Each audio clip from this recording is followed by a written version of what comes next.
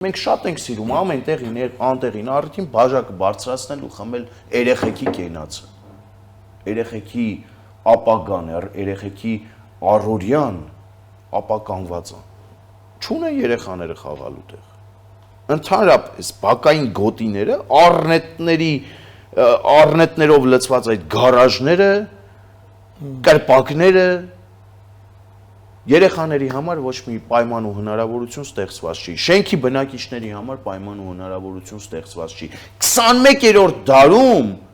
կոյուղու խնդիր ունի բազմաբնակարան շենքը։ Կոյուղու հարց լուծված չի։ Դուք պատկերացնում եք բազմաբնակարան շենք, որը ունի կոյուղու համակարգ։ Կամ կոյուղին լցվում է տակը, նկուղը։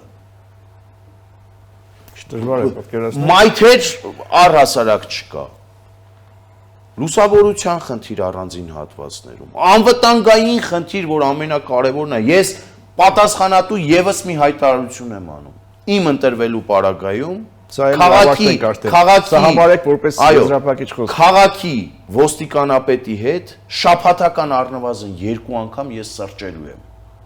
ու ինֆորմացիայի փոխանակում լինելու։ Քաղաքը պիտի լինի անվտանգ։